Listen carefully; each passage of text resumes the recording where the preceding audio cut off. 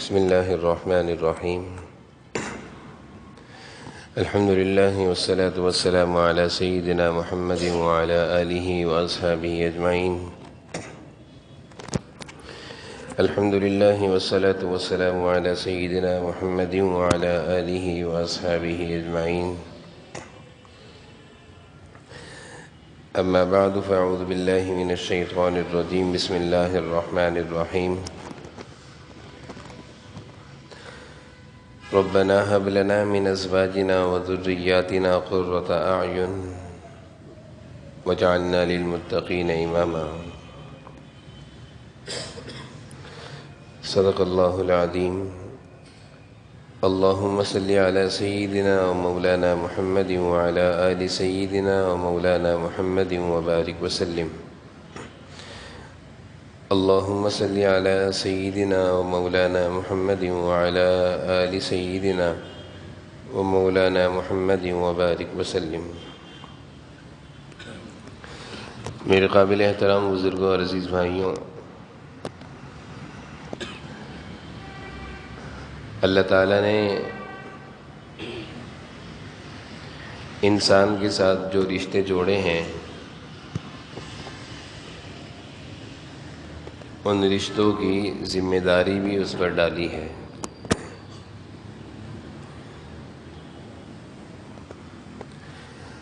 ان رشتوں میں سے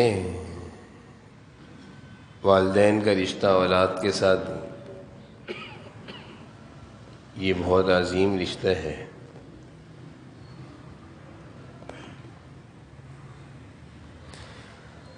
اور جب یہ رشتہ قائم ہوتا ہے کہ ایک شخص جب اس کو اللہ تعالیٰ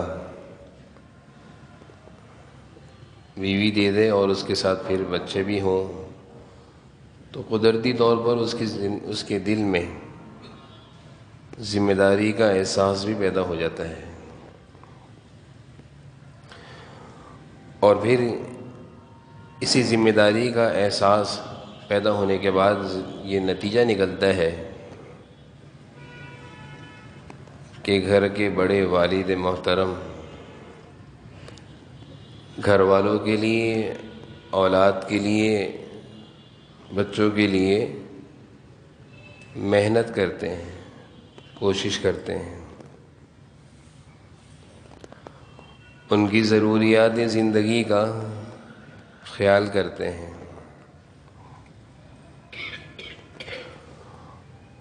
اور ان کی فکر ہوتی ہے کہ میں اپنی زندگی میں اپنی اولاد کو بہتر سے بہتر چیز دے جاؤں، اپنی اولاد کے لیے میں ایسا کچھ کر جاؤں اپنی زندگی میں کہ یہ کسی کے محتاج نہ رہیں. کام اور کاروبار بھی جمایا جاتا ہے، کس کے لیے کر رہے ہو؟ اولاد کے لیے کر رہے ہیں. اچھے سے اچھا گھر بنایا جاتا ہے، کس کے لیے بنا رہے ہو؟ بچوں کے لیے بنا رہے ہیں.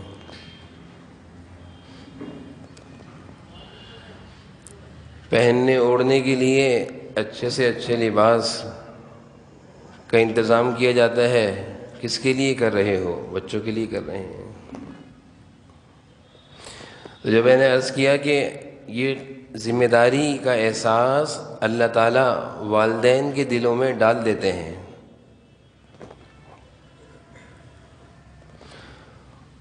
اور والدین اس ذمہ داری کو اپنی ذمہ داری سمجھتے ہیں، جب ہی صبح نکلتے ہیں شام تک محنت کرتے ہیں.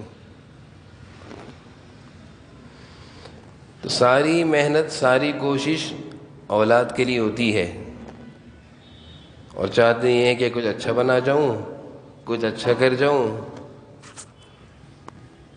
ایسا کچھ کر جاؤں کہ یہ کسی کے محتاج نہ رہیں.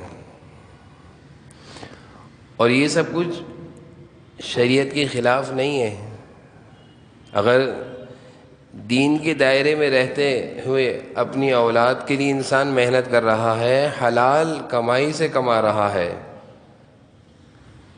حلال کمائی کا کھلا رہا ہے، محنت کر کے کھلا رہا ہے تو شریعت کا تقاضا یہی ہے، بلکہ شریعت کا حکم ہے، فطری تقاضا بھی ہے۔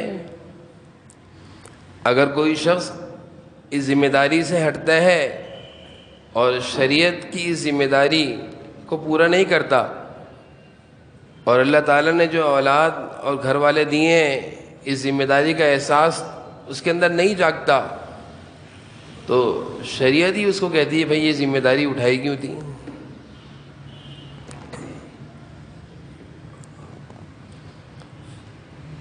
تو قدرتی طور پر اللہ تعالیٰ نے والدین کے دل میں گھر والوں کی محبت، بچوں کی محبت رکھی ہے۔ اسی محبت کا نتیجہ ہے کہ والدین میں سے ہر ایک کوشش کرتے ہیں کہ اپنی اولاد کے لیے گھر بھی اچھا سا بنا جاؤ رہنے کے لیے، اور کام اور کاروبار بھی اچھا کر جاؤ روزگار کے لیے، دیگر بہت ساری چیزوں کی فکر کی جاتی ہے کہ اچھے سے اچھا ان کو دے جاؤں، اپنی اولاد کو اچھے سے اچھا دے جاؤں۔ اور اسی محبت کا نتیجہ ہے جو اللہ نے رکھی ہے والدین کے دل میں کہ بچہ بیمار ہو تو پڑوسی پریشان نہیں ہوتا، اولاد پر اللہ نہ کرے اگر کوئی بیماری یا پریشانی آئے تو پڑوسی پریشان نہیں ہوتا، رشتہ دار بھی ایک حد تک پریشان ہوں گے، لیکن جو دکھ اور جو درد والدین کے سینے میں ہوتا ہے وہ کسی کے دل میں نہیں ہوتا۔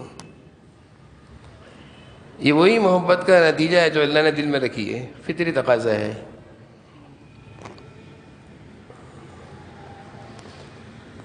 اسی محبت کے نتیجے میں والدین اپنی اولاد کے لیے اچھا سے اچھا کرنے کی، اچھے سے اچھے دینے کی کوشش کرتے ہیں۔ ایک صاحب سے پوچھا کہ بھئی یہ مکان کس کا ہے، تو بڑے اچھے انداز میں کہنے لگے کہ ابا کا دیا ہوا تحفہ ہے، ابا کا دیا ہوا تحفہ ہے، ابا نے اپنی زندگی میں مجھے تحفہ دیا تھا یہ مکان، اس میں رہ رہا ہوں بچوں کے ساتھ۔ تو والدین کے دیے ہوئے تحفے کو اولاد بھی بڑی قدردانی کی نگاہ سے دیکھتی ہے، اور والدین اس تحفے کو دینے کو لازم سمجھتے ہیں، احسان نہیں سمجھتے۔ کوئی ابا دکان جما کر، کاروبار جما کر یہ نہیں کہتا میں نے تجھ پر احسان کیا ہے، بلکہ اس کی فطری محبت کا ایک تقاضا ہے، اس کو جگا رہا ہوتا ہے کچھ کر جاؤ بھائی، کچھ کر جاؤ، یہ پریشان نہ رہے، کچھ کر جاؤ یہ بعد میں پریشان نہ ہو۔ تو جس طرح ہم اپنی زندگی میں اپنی اولاد کو دنیاوی لحاظ سے بہت سارے تحفے دے کر جاتے ہیں، جیسے میں نے اس کی وضاحت کی، ان تحفے کو اور ان ضروریات کا پورا کرنا شریعت نے منع بھی نہیں کیا، بلکہ شریعت نے کہا کر جاؤ، دین کہتا ہے کرو۔ لیکن ان تحفے اور تحائف کے ساتھ یہ جو ہم اپنی اولاد کو چیزیں دے رہے ہیں، اس کے ساتھ ساتھ شریعت ہمیں کچھ اور بھی دینے کو کہہ رہی ہے۔ اللہ تعالیٰ اور اس کے رسول صلی اللہ علیہ وسلم فرما رہے ہیں کہ اور بھی اس سے بہترین تحفے ہیں بھائی، یہی تحفہ نہیں ہے، اسی کو تحفہ نہ سمجھنا۔ جیسے کہ آج کل ہمارے معاشرے میں اگر اولاد کا مکان بنا دیا، کاروبار جما دیا، سمجھتے میں نے سب کچھ دے دیا۔ شریعت، اللہ اور اس کے رسول صلی اللہ علیہ وسلم کے ارشادات، آپ کے فرمان، وہ کہتے ہیں اسی کو صرف ایک تحفہ نہ سمجھنا، اس کے علاوہ بھی اس سے بڑا بھی تحفہ ہے۔ اور حضور صلی اللہ علیہ وسلم فرما رہے ہیں کہ بہترین تحفہ، اولاد کو جو دیا گیا تحفوں میں سے بہترین تحفہ، اپنی زندگی میں والدین اولاد کو جو دیتے ہیں اس میں سے بہترین جو چیز دی گئی ہے وہ بہترین تعلیم، دینی تعلیم، بہترین تربیت، ایک اچھا انسان بنا دینا ہے۔ آپ صلی اللہ علیہ وسلم فرما رہے ہیں ایک حدیث میں اپنی اولاد کو دیے گئے تحفوں میں بہترین تحفہ بہترین دینی تعلیم ہے، ایک حدیث میں فرما رہے ہیں بہترین تربیت ہے، جس کو ہم ضروری نہیں سمجھتے۔ بھائی اگر یہ اچھا انسان نہیں ہوگا، اس کے اندر اچھے اخلاق نہیں ہوں گے، اچھا کردار نہیں ہوگا، تو یہ مال اور دولت کس کام کا رہے گا؟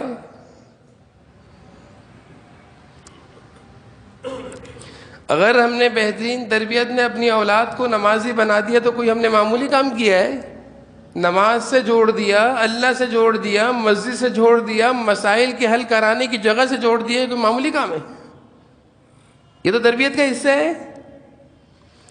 ہم اپنی اولاد کو ہنر سکھا رہے ہیں، پیسے ایسے بنانا، کاروبار چلاؤ گے ایسے مالدار بنو گے، مسائل اس مال سے حل ہوں گے، یہی سکھا رہے ہیں۔ لیکن اگر ہم اپنی اولاد کو اس دنیا کی تحفوں کے ساتھ یہ سکھا جاتے کہ بیٹا نماز پڑھو گے، نماز کے ٹائم میں مسجد آؤ گے، اللہ سے مانگو گے، مسئلے یہاں سے بھی حل ہوں گے، اصل مسئلے یہاں سے حل ہوں گے، محنت تو چلتی رہے گی بیٹا، اس محنت میں ہی برکت ادھر سے آئے گی، تو کہ معمولی بات ہے۔ اسی کو تو کہتے ہیں دینی تعلیم، دینی تربیت۔ خواجہ قطب الدین بختیار کاکی رحمۃ اللہ علیہ بہت بڑے اللہ والے گزرے ہیں، کتابوں میں ان کے تذکرے ہیں۔ بچپن تھا، چھوٹے سے تھے، والدین کی تربیت دیکھیں کیسی تھی، کیا دے گئے اپنی اولاد کو، کیا دے گئے، سالوں گزر گئے، آج بھی ان کا نام عظمت اور محبت سے لیا جاتا ہے، والدین کے لیے نیک نامی بنے ہوئے۔ جب کھانا مانگتے اماں کہتی بیٹا 2 رکعت پڑھو، اللہ سے مانگو، کتابوں میں لکھا ہے، تربیت ہو رہی ہے بچے کی، جس کو حضور صلی اللہ علیہ وسلم فرما رہے ہیں بہترین تحفہ دے جاؤ اپنی اولاد کو، وہ بہترین تربیت ہے، وہ تربیت ہو رہی ہے۔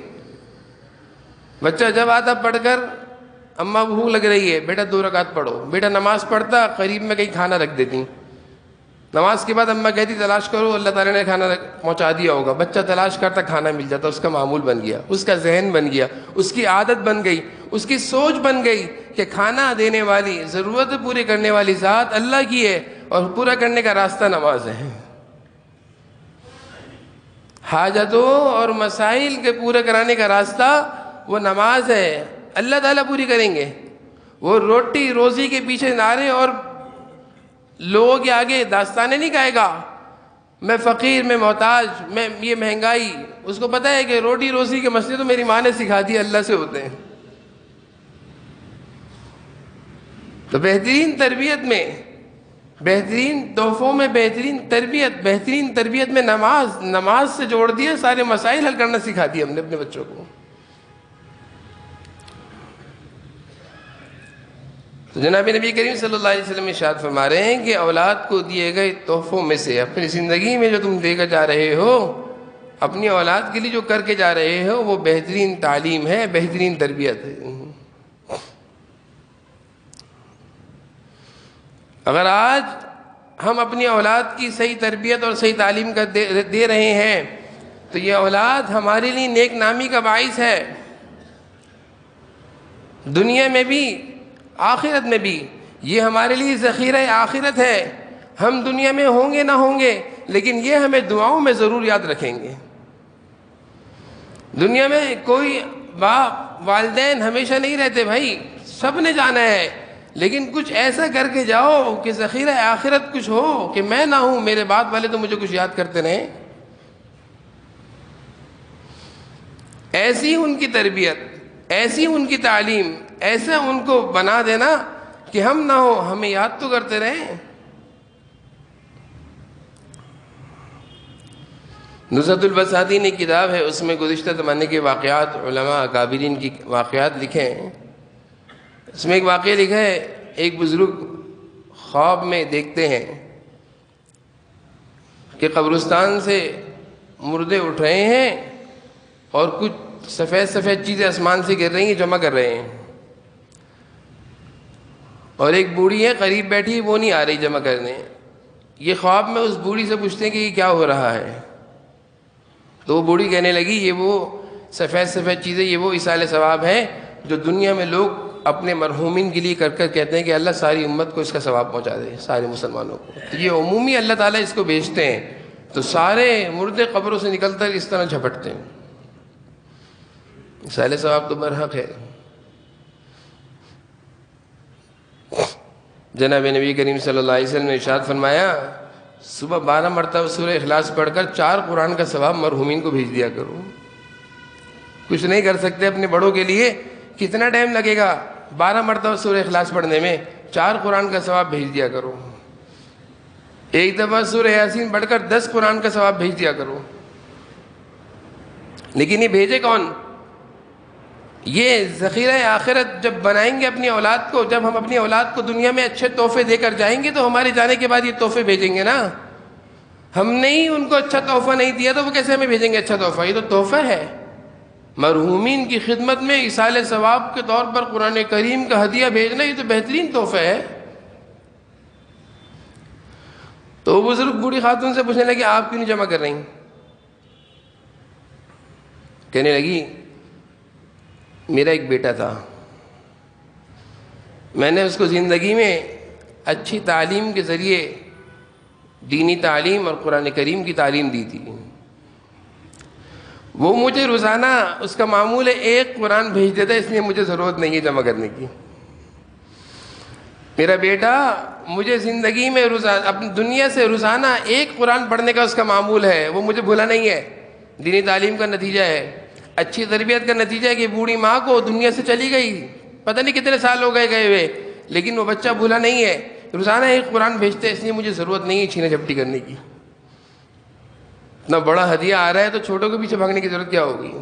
لیکن یہ بوڑھی نے اپنی آخرت کے لیے کچھ کر گئی ہے. حضرت قاری طیب صاحب محتمم دارالعلوم دیوبند فرمانے لگے اپنی زندگی کے آخری ایام میں کہ جب میرے ابا کا انتقال ہو رہا تھا، حضرت قاری طیب صاحب فرما رہے ہیں کہ جب میرے ابا کا انتقال ہو رہا تھا انہوں نے مجھے انتقال کے وقت جب اپنے پاس بلایا، بیٹے ادھر آؤ، تمہیں میں نے بہت کچھ سکھایا ہے، بہت ساری تعلیم دلوائی، تم آج حافظ بھی ہو، عالم بھی ہو، مفتی بھی ہو، اور بہت سارے فنون ہیں تمہارے پاس، تمہاری دنیا بھی اچھی، تمہاری آخرت بھی اچھی گزرے گی. میں نے ساری تعلیم دلائی، لیکن بیٹا ایک کام میں نے تمہارے ساتھ جو کیا وہ اپنے لیے کیا تھا. میں نے تمہیں حافظ بنایا تھا اپنے لیے، باقی ساری چیزیں تمہارے لیے ہیں، حافظ بنایا تھا اپنے لیے. بیٹا اب میں دنیا سے جا رہا ہوں، جب میں دنیا سے چلا جاؤں گا تو مجھے ضرورت پڑے گی کچھ، تم اس حفظ قرآن جو میں نے اپنے لیے کرایا اس کی لاج رکھتے ہوئے روزانہ ایک پارہ پڑھنا بس میرے لیے. یہ حافظ تمہیں میں نے اپنے لیے بنایا تھا، ایک پارہ پڑھ دیا کرنا مجھ پر بس. حضرت قاری طیب صاحب فرما رہے ہیں زندگی گزر گئی ہے، ابا کے انتقال کو بھی 30 سال ہو گئے ہیں، روزانہ کا معمول ہے کہ ایک پارہ پڑھ کر اپنے ابا کو بخش دو. جاتے جاتے اپنی اولاد کو بتا گئے کہ بیٹا بہت سارے تحفے میں نے دیے ہیں، لیکن یہ جو تحفہ ہے نا، یہ تحفہ یہ میں نے تجھے اپنے لیے دیا تھا. مکان تو مزے کر اپنی بیوی بچوں کے ساتھ، کام اور کاروبار تو مزے کر، لیکن میں نے جو تجھے دینی تعلیم دی اس لیے دی کہ تم مجھے میرے مرنے کے بعد یاد رکھی ہو. تو جناب نبی کریم صلی اللہ علیہ وسلم فرما رہے ہیں کہ جہاں تم اپنی اولاد کو اپنی زندگی میں بہت سارے تحفے اور چیزیں دیتے ہو، مکان، جائیداد، کام، کاروبار، اس کی شکل میں دیو، لیکن بہترین تحفہ اور بھی کچھ ہے، وہ ہے بہترین دینی تعلیم، بہترین اور اچھی تربیت، اچھی پرورش. اس کے نتائج الگ ہیں، اس کے نتائج الگ ہیں. اللہ تعالی ہم سب کو اولاد کی نعمت سے بھی نوازے اور اولاد کی اچھی تربیت کرنے کی بھی توفیق نصیب فرمائے. وآخر دعوانا الحمدللہ.